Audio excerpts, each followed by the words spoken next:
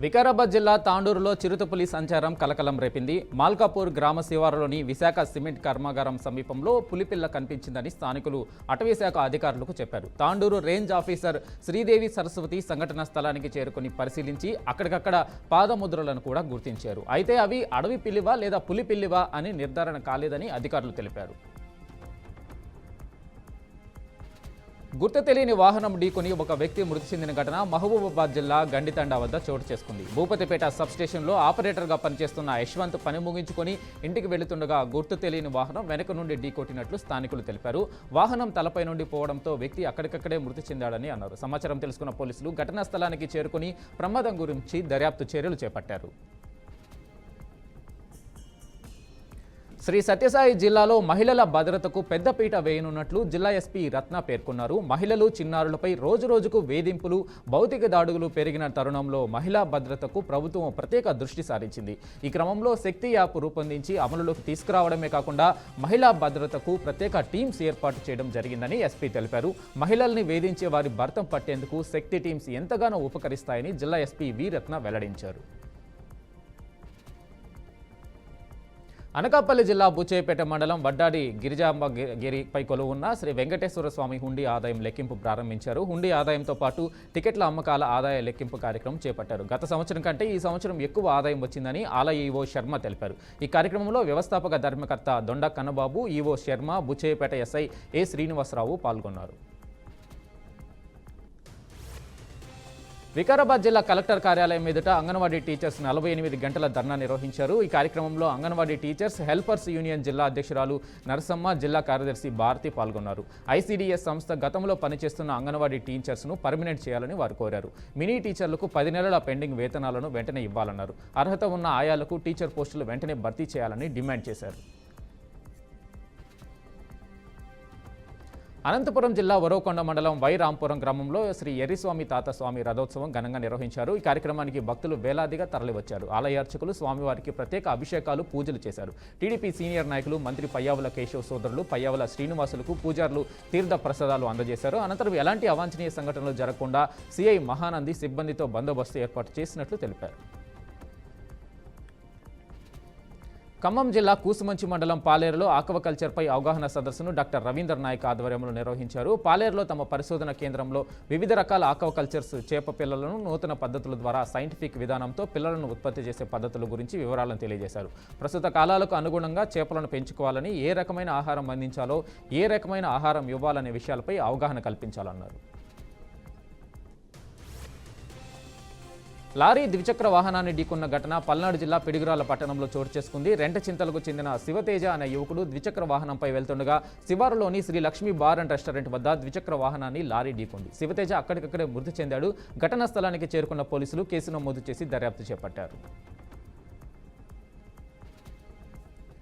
Tractor బోల్తాపడి ఓ వ్యక్తి మృతి చెందిన ఘటన అన్నమయ్య జిల్లా లక్కిరెడ్డిపల్లి మండలం ఎర్రగుడి గ్రామంలో చోటు చేసుకుంది. హరిజనవాడకు చెందిన రాజశేఖర్ నీళ్ల ట్యాంకర్పై వెళ్తుండగా ట్యాంకర్కు బ్రేకులు పనిచేయకపోవడంతో ట్రాక్టర్ బోల్తా పడింది. రాజశేఖర్ అక్కడికక్కడే మృతి చెందాడు. స్థానికుల సమాచారం మేరకు పోలీసులు ఘటనా స్థలానికి చేరుకొని కేసు నమోదు చేసి దర్యాప్తు చేపట్టారు.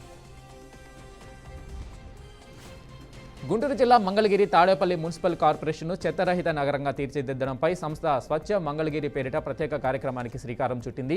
మంత్రి నారా లోకేష్ ఆదేశాలతో నగరపాలక సంస్థ కమిషనర్ షేక్ అలీం బాషా పట్టణంలోని కొత్తపేటలో అధికారులు, స్థానిక నాయకులతో కలిసి స్వచ్ఛ మంగళగిరి కార్యక్రమాన్ని ప్రారంభించారు. ఈ క్రమంలో ఇంటింటికి వెళ్లి స్వచ్ఛ మంగళగిరి ప్రాముఖ్యత గురించి వివరించారు. పారిశుద్ధ్యంపై ప్రజలకు ర్యాలీ ద్వారా అవగాహన కల్పించారు. అనంతరం స్వచ్ఛ మంగళగిరిపై సిబ్బంది, నాయకులతో ప్రతిజ్ఞ చేయించారు.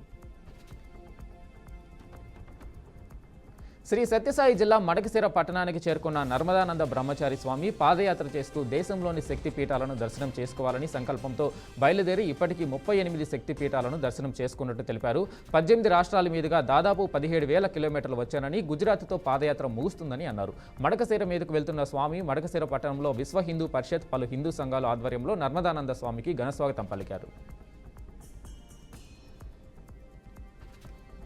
కాకినాడ జిల్లా ఆదిత్య విశ్వవిద్యాలయంలో Aditya pro karting endurance championship 2025 season 5 పోటీలు ఉత్సాహంగా ప్రారంభమయ్యాయి. ఈ కార్యక్రమానికి ముఖ్య అతిథిగా విశ్వవిద్యాలయం డిప్యూటీ ప్రో ఛాన్సలర్ ఎం శ్రీనివాసరెడ్డి హాజరయ్యారు. ఈ ఛాంపియన్షిప్ పోటీలో తెలంగాణ, తమిళనాడు నుంచి 13 టీములు పాల్గొన్నట్టు శ్రీనివాసరెడ్డి చెప్పారు. పోటీలను నిర్వహిస్తున్న కళాశాల యాజమాన్యానికి మెకానికల్ విభాగం హెడ్ భీమేష్ రెడ్డి ప్రత్యేక అభినందనలు తెలిపారు.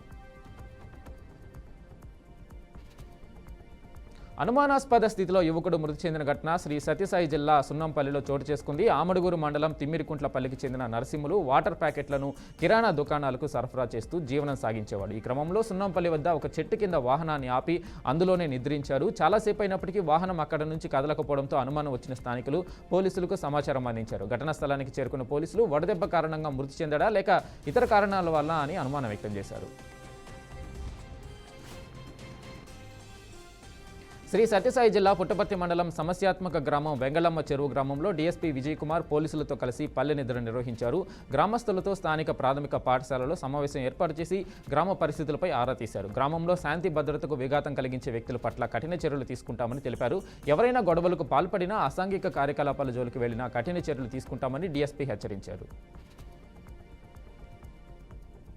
తూర్పుగోదావరి జిల్లా రాజమహేంద్రవరంలో నగరపాలక సంస్థ ఆధ్వర్యంలో నిర్వహించిన పీజీఆర్ఎస్ కార్యక్రమం నిర్వహించారు. నగరపాలక సంస్థ కార్యాలయంలో ప్రజల నుంచి 32 అర్జీలను మున్సిపల్ కమిషనర్ తరఫున మున్సిపల్ అదనపు కమిషనర్ పివి రామలింగేశ్వరరావు అర్జీలను స్వీకరించారు. నగరపాలక సంస్థ పరిధిలో ప్రజల నుంచి స్వీకరించిన అర్జీలను నాణ్యతతో కూడిన విధంగా పరిష్కరించేలా చర్యలు తీసుకోవడం జరుగుతుందని వారు అన్నారు.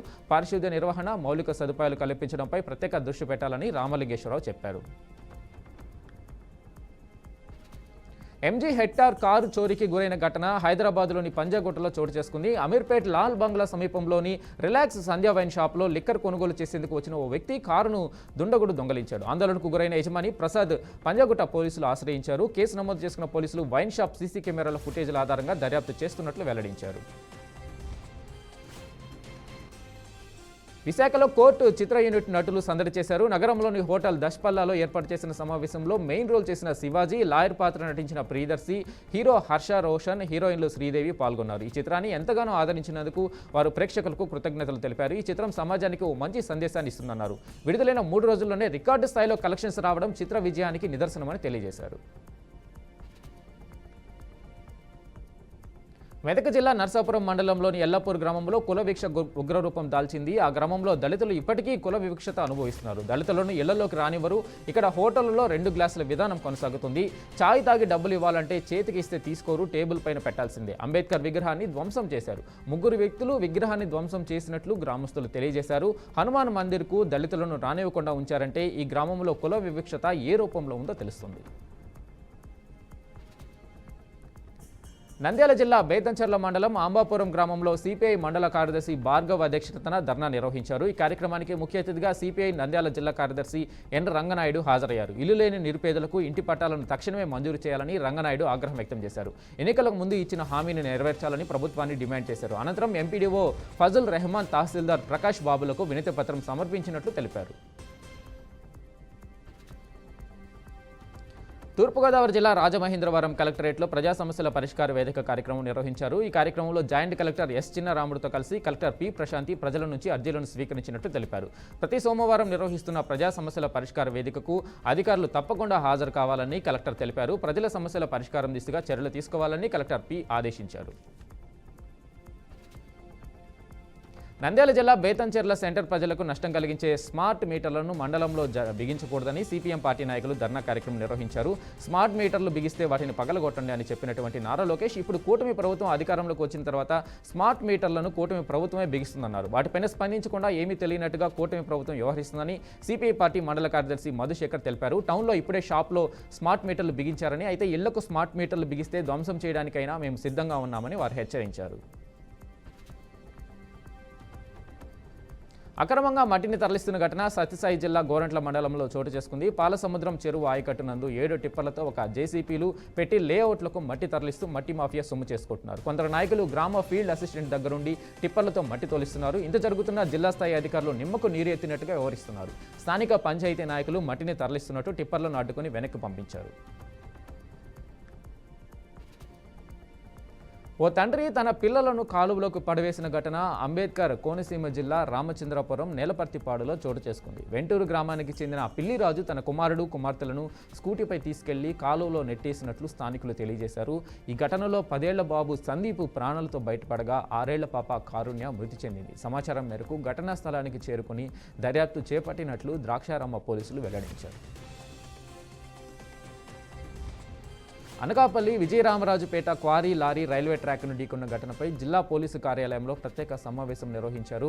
ఈ సమావేశంలో అధిక లోడుతో ప్రయాణించే లారీలు నిర్లక్ష్యంగా నడిపే డ్రైవర్లపై కఠిన చర్యలు తీసుకుంటామని డీఎస్పీ స్పష్టం చేశారు. ఇలాంటి ఘటనలు పునరావృతం కాకుండా క్వారీ లారీలు, గూడ్స్ లారీలపై ఎన్ఫోర్స్మెంట్ కేసులు నమోదు చేయనున్నట్లు పోలీసులు హెచ్చరించారు. డ్రైవర్లకు కౌన్సిలింగ్ నిర్వహించి రవాణా నిబంధనలు, రహదారి భద్రతలపై అవగాహన కల్పించారు. అంబేద్కర్ కోనసీమ జిల్లా అమలాపురంలో ఎస్సీ వర్గీకరణను తీవ్రంగా వ్యతిరేకిస్తూ టీడీపీ కార్యాలయాన్ని మాల మహానాడు నాయకులు ముట్టడించారు. కూటమి ప్రభుత్వం మాలలపై పక్షపాత ధోరణి వ్యవహరిస్తుందని మండిపడ్డారు. మాలలపై వ్యతిరేక ధోరణి విడనాడాలంటూ నినాదాలు చేశారు. అనంతరం ఈదరపల్లి నుంచి అమలాపురంలోని హౌసింగ్ బోర్డు కాలనీలోని టీడీపీ కార్యాలయం వరకు బైక్ ర్యాలీ చేపట్టారు.